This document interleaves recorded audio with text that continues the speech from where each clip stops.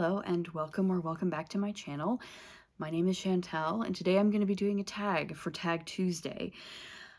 This is a fun tag that I saw this go up about a month ago now, and I think it's a really fun and interesting project and I'd like to join into it.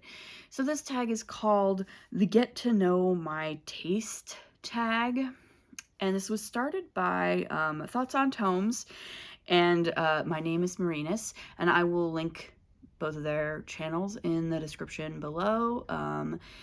The point of this tag is obviously to get to know my taste in books, but also as a part of a larger project where basically everybody who does this tag is encouraged to sort of at them in the description, and then they have created a playlist of all the videos that have done this tag, so that then people who want to sort of find new booktubers to follow and maybe want to find some more booktubers that maybe have some overlap in taste can watch some of these videos and maybe find some new people to follow, which I think is great. I love this idea. I think this is a fantastic idea, and this is one of those tags where it's like, obviously it's strongly encouraged that anybody and everybody should do this tag, right? So no need to like tag anybody specific.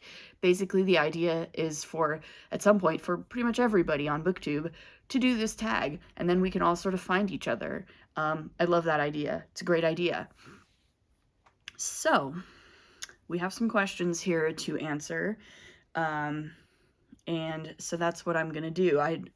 Admittedly, I haven't really prepared anything for this, so this is really going to be super off the cuff. I'm really bad at preparing for any videos, let alone tag videos, but I'm going to do the best I can. Also, I apologize if my cat is making noise and you can hear it. She is doing her cat thing, is a thing, whatever. Also, if you can hear like bumping and howling or whistling in the background, it's an incredibly windy day today. And the wind is just sort of making lots of noise, and there's nothing I can do about it. So anyway, let's get into the questions for the Get to Know My Taste tag. And I will do the best I can. So, question number 1. How do you rate books? Give a quick rundown of how you do your star ratings, or if you don't use star ratings, how you evaluate books. I think this is a great question to start with, because I know everybody does their ratings a little bit differently. For some people, I think especially like the 3-star rating, I think can be very, very different from one person to another. I think the 3-star rating is one of the more contentious star ratings of the sort of 5-star generalized rating, because for some people, I feel like a 3-star rating is a book that they did not like. And for some people, 3-star rating is a book that they did like. You know, so like there can be a pretty wild difference there. So for me, and I do use generally the 5-star rating system. I rate things on Storygraph, and of course Storygraph allows you to do half stars and even quarter stars, which is something that I like, though sometimes I think it's a little bit fiddly between, like, is it a 4.25 star or a 4.5 star? I don't know. I rarely give quarter stars. It's a pretty rare thing. But in general, for me, you're almost never going to see me rate a book 1 or 2 stars, first and foremost. Because 1 and 2-star books are books that, in theory, I don't like. And first of all, I generally do know my taste well enough that I'm pretty good at avoiding books that I don't enjoy. But when I do run into a book that I'm not enjoying, or that I know is clearly at a certain point is going to be a 1 or 2-star read, I'm almost always going to DNF that book. I just don't have time for books that I'm not enjoying, and so I'm almost always going to dump it before it gets to a point where I'm even going to be rating it. Very, very, very rarely am I going to actually suffer all the way through a 1-star book to finish it and actually rate it 1 star. I think I've done that once in the past like 5 years.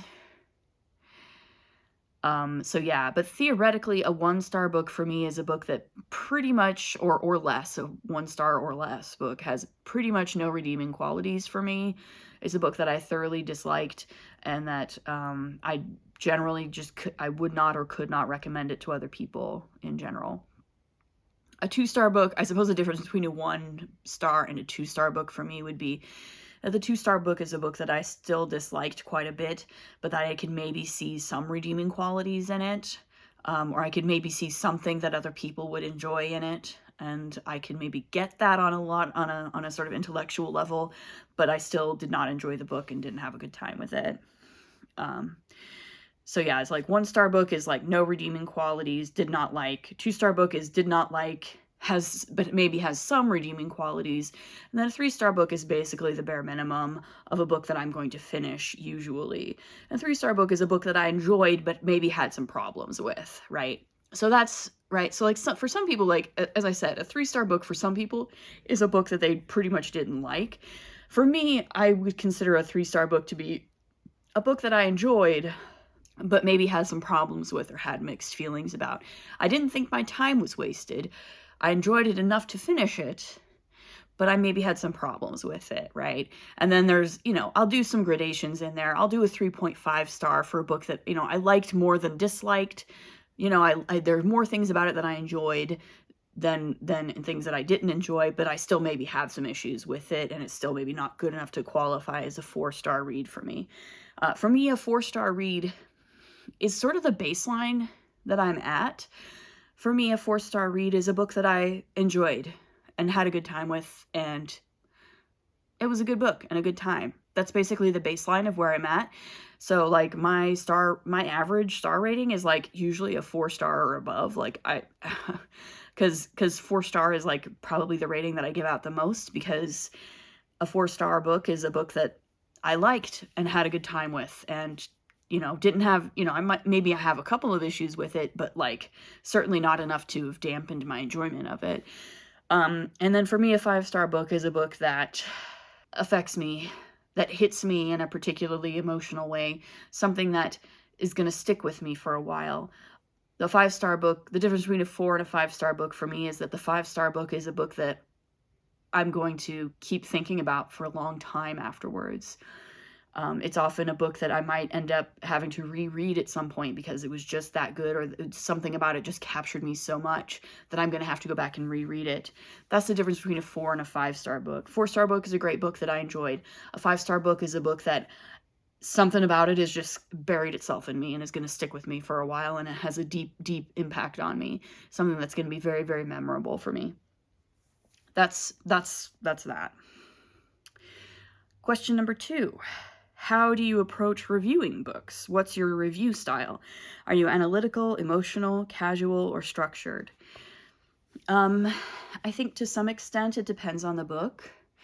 Some books I'm going to want to talk about in a much more intellectual or analytical way because of the things that they're doing, or because of the themes that they're tackling, or because of the issues that are being discussed, or something like that. So some books I might want to deal with in a much more analytical or intellectual way, and some books I want to deal with on a much more emotional level, because some books are really just about emotions or about vibes for me. It just kind of depends on the book. Because yeah, some books, just like some books I want to read, are very political and very theme driven and very idea driven. And some books are, I don't know, lighter, fluffier, more story or character driven, and they're much more just about, getting emotionally invested. So yeah, it just depends on the book, really. Question number 3, what's the book that made you a reader? Whether it was your first favorite or the one that got you hooked, what book started it all? This is actually a really tough question for me to answer because I've been a reader basically my entire life, and there's so many books that I could slot into this category. I don't know that there was one particular book. I think I've said this in maybe as far back as my original Booktube newbie tag video. But it's sort of like old family lore that like I'm a fall birthday, so like my parents could have held me back for a year from starting school because my birthday's in the fall. Um, so like they could send me when I was like 4, almost 5, or they could wait until I was 5, almost 6 to go to like kindergarten. But did not. There was no question of them waiting because I was just so ready to read. I was so ready to read. I needed to learn how to read, and I needed to do it now because that's just what I wanted to do, and that's always what I've wanted to do is just read, read, read. So it's hard to point to just one book. When I was in elementary school, I read every single dinosaur book that my school library had many times. I moved on to like American Girl books that sparked my love of history. I got into fairy tale stuff as well. I was big on fairy tale retellings for a while in like middle school. I read a lot of mysteries, and then I hit Lord of the Rings when I was a teenager, and then that started me on my fantasy, my love of like sort of high fantasy and epic fantasy. It's been a little bit of everything, and it's been a wild ride for my entire life. Question number 4. Do you have a genre niche? Do you have a genre niche? Are there certain genres you gravitate toward, or do you read widely across genres? Yes and yes. I definitely read a lot of fantasy. I would say probably 60+% of what I read is fantasy, but by no means is that all of what I read. I dabble in a little of everything, really.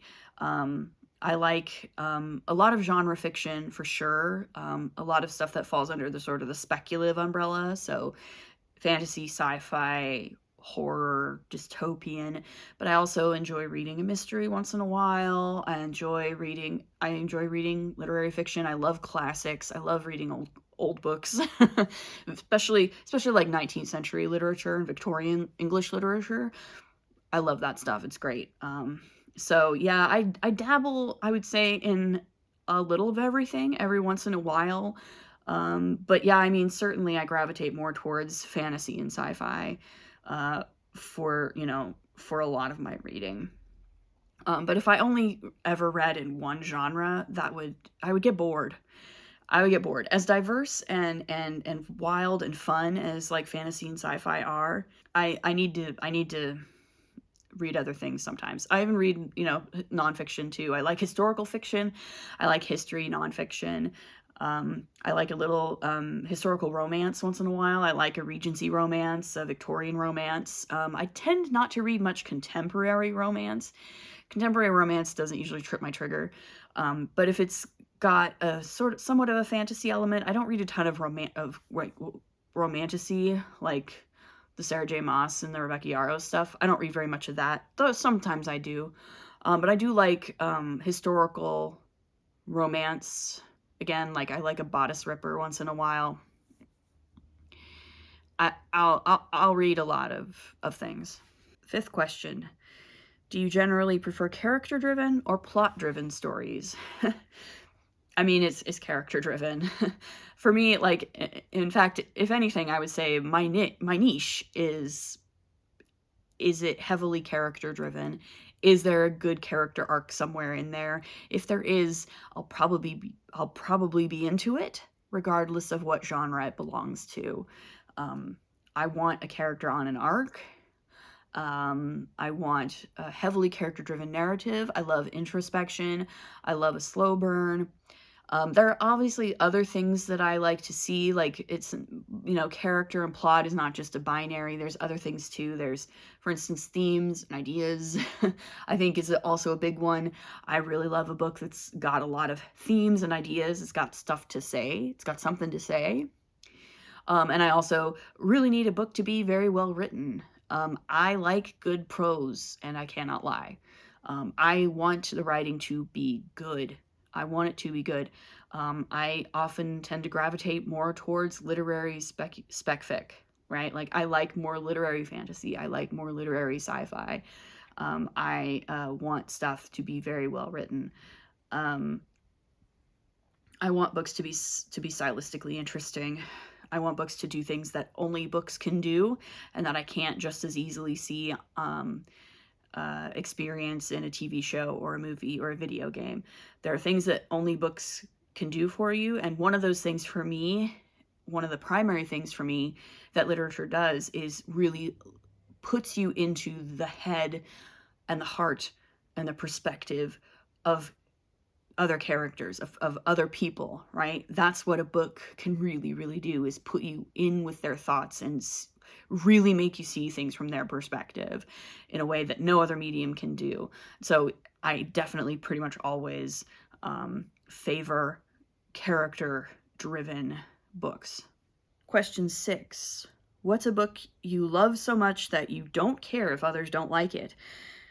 What's that one book you love enough for everyone? I mean, that's all of them, really. I don't give a shit what other people like or don't like. I like what I like, and that's fine. It doesn't bother me.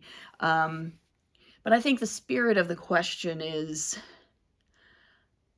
I suppose, a book where, like, I understand and I know that it's maybe not for everyone, but I know that I love it. Man, that's really something I gotta think about. I guess maybe the Discworld would be something that might fit this kind of category. I can completely understand why it wouldn't work for some people. Some people I know, like, they just don't want, like, either they're just not into humorous fantasy, they're not into comedic, or they're not into satire. You know, and if you're not into satire, you're not going to be into the Discworld. Or if you just don't get the humor, which Terry Pratchett is just so full of references to, like, everything, that some stuff is always inevitably going to kind of go over your head while you're reading the Discworld. So, like, I totally get if it doesn't vibe with someone. But I love the Discworld dearly. It means a lot to me. It's very important to me. It's been part of my life for a long time. And I think Terry Pratchett is a genius. And yeah, you'll pry any and all of the Discworld novels out of my cold dead hands. But also, yeah, I love it enough for everybody. It's fine if it doesn't work for you. Question 7. What's a book you love so much that if someone doesn't like it, you know your reading tastes don't align? The book or books where a difference of opinion is a strong indicator of different reading preferences. I think I'm leaning more and more towards, if you don't vibe with the realm of the Elderlings, then I have a hard time seeing any significant areas where our taste might overlap. Most things, I think, are variable, but the way that Robin Hobb crafts her narratives and the way that she crafts her character arcs and the way that she writes and the voice that she gives to Fitz in particular are things that are just so perfect to me that I think anybody who would bounce off these books and not vibe with them, I'm not sure we would have very much in common. Because again, it's so character driven, it's so arc driven, it's such a good slow burn. The world building is so intricately crafted, and she has so many interesting things to say through that world about human nature and just the way that people are, that, again, if it doesn't work for you, I don't know that we're going to have very much in common in terms of our reading taste. So yeah, I really do think it's probably Realm of the Elderlings.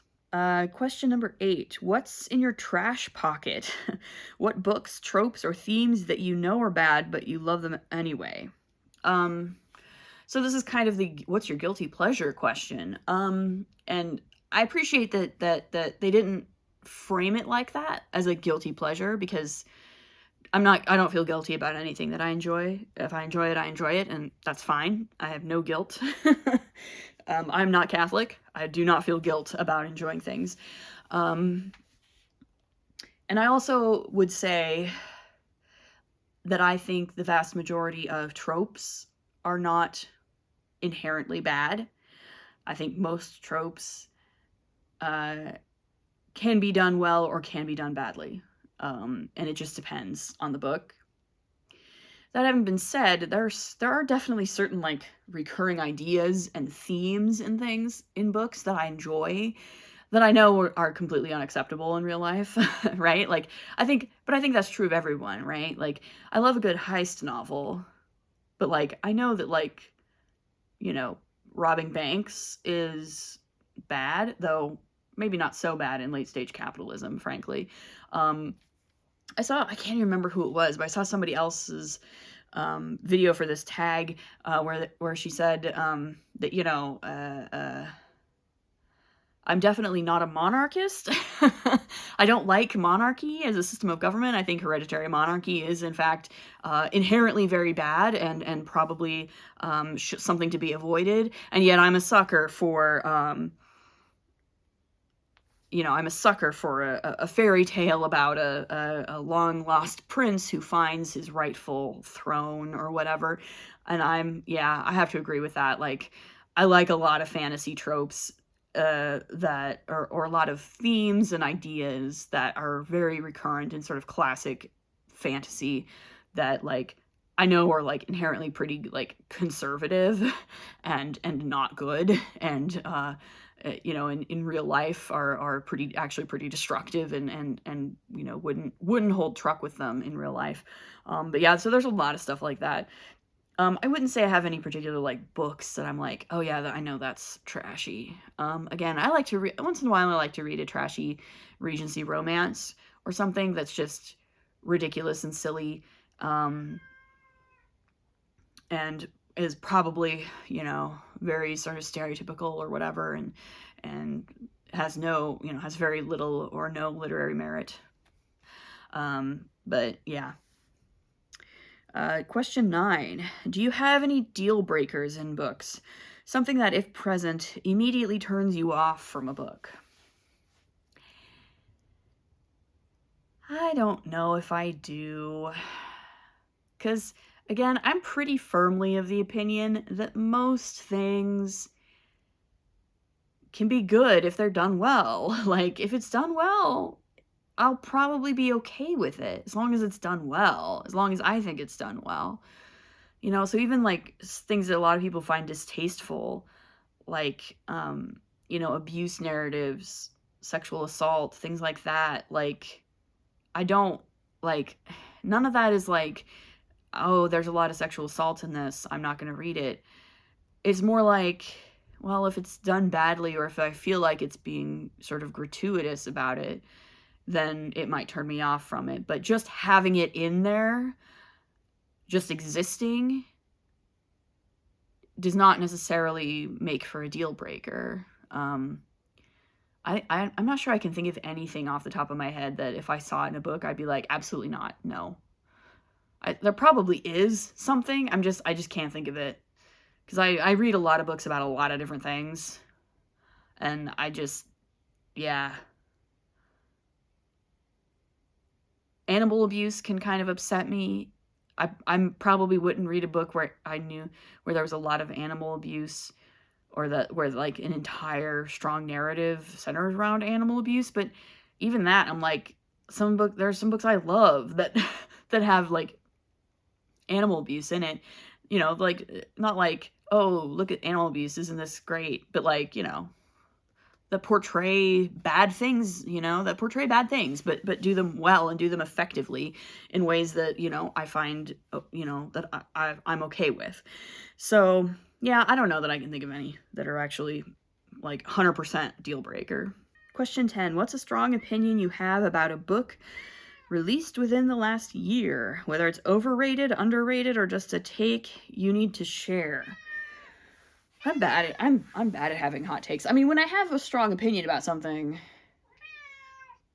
I won't hesitate to share it. But a book released in the last year, I don't read a ton of new releases either. You know, I'm just trying to look, especially that this, like, specifically about a book released in the last year. I don't know that I have any strong opinions about any of the books released in the last year. I'm gonna be honest with you. I don't think I have any strong opinions. I have no takes. I have no takes. I have zero takes. Sorry.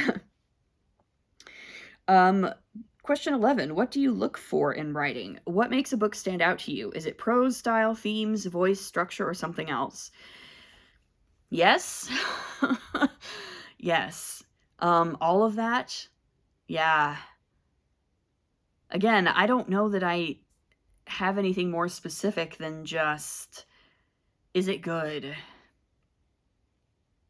Yeah, this one's a really tricky one for me, because yeah, for me, like, the perfect book is a book that's strongly character driven, that has a lot of interesting things to say, has some big ideas, and does so, you know, with incredible stylistic aplomb, and is written by somebody who knows the English language very well, and just really knows how to write, and knows how to write well. And yeah, excellent world building is also great. Atmosphere is a big one. I love an atmospheric book. There's one that isn't even on this list, but just something that's really atmospheric. I'm all in on that, right? I read several, like, super atmospheric books last year, like Rebecca and Starling House and Last Tale of the Flower Bride, and there's this combination of the writing style and the descriptions and just the vibes that just really, I love that stuff. I love that stuff.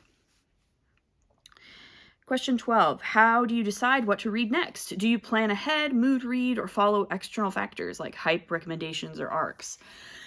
I mean, yeah, I mood read. I'm pretty much a mood reader. I do a couple of, like, readathon-y things that I participate in sort of yearly, but for the most part, I just follow my proverbial nose and read whatever I feel like reading at any given time. I'm really bad at making, like, strict TBR lists. I'm super bad at that, especially like the monthly TBR. That's why I stopped doing monthly TBRs on my channel, because it just doesn't work for me. I don't like it. I just like to kind of read what I feel like reading at any given time. I also, like, I don't try to get arcs either, because again, I'm just such a mood reader that, like, I know I would get that arc and then I just wouldn't do it. Or like I wouldn't do it until like a year later after it had already been released, and then that seems to kind of defeat the point of an arc. So yeah, mood reading. Question 13. Where do you get inspiration for your Booktube content? What sparks your video ideas? Other creators, trends, personal reading experiences? I mean, it's mostly just my own personal reading experiences. I started this channel basically because I wanted to talk about the books that I'm reading. So that's primarily what I do. But I do enjoy doing these tags. These tags are fun. That's fun. I'm not really into doing a lot of gimmicky type videos. I'm not a huge stats tracker person. I'm not a huge spreadsheet person. I'm not a huge, like, I'm gonna do my top 10 X, Y, or Z things. I don't like ranking books. I'm not good at ranking them. Mostly I just want to talk about the books I'm reading with other people who might be reading similar things, or maybe they're reading different things, but we can still talk about it, you know? That's just kind of what I'm here for. Question 14. If you could make any book go viral right now, what would it be? A book you think deserves more attention, and why? Yeah, I actually have one for this.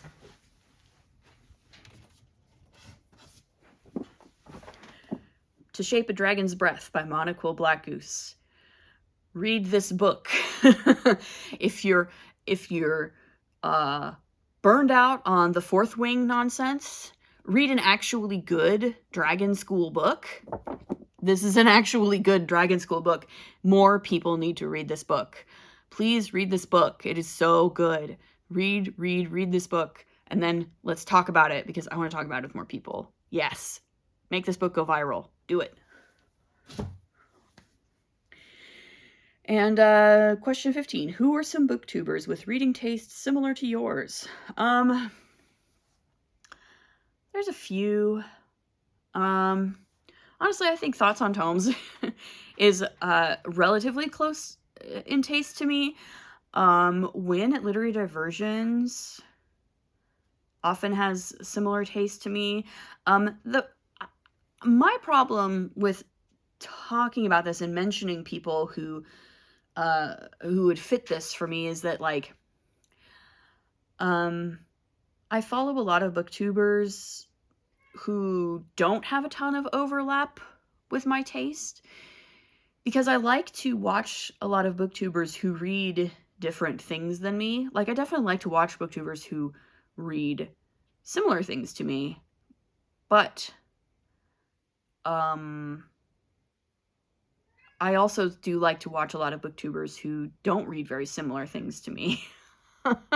Because I like to see what people are reading, even when what they're reading is very, very different from me. Because I like a lot of booktubers I follow, I really enjoy hearing their thoughts on the books that they're reading, whether we are reading the same kinds of books or not, because I just think they have interesting things to say, mostly.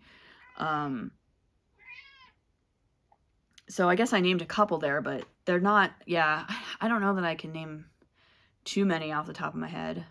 I think Ashlyn has a similar taste to me. So yeah, probably those three would be the first three that come to my mind, is like people who read a lot of similar books to me and who seem to have very similar taste to me in some respects. Again, I don't think my taste overlaps completely with anybody. I wouldn't be making videos if I thought it did. So that's how that goes. So yeah, that is the Get to Know My Taste tag. Yeah, that's all I got for you today. Let me know in the comments below if you have any answers to these questions, or if you want any clarification or whatever. And yeah, I will hopefully get this video added to the playlist. And yeah, that's all I got. So we'll see you in the next one. Bye.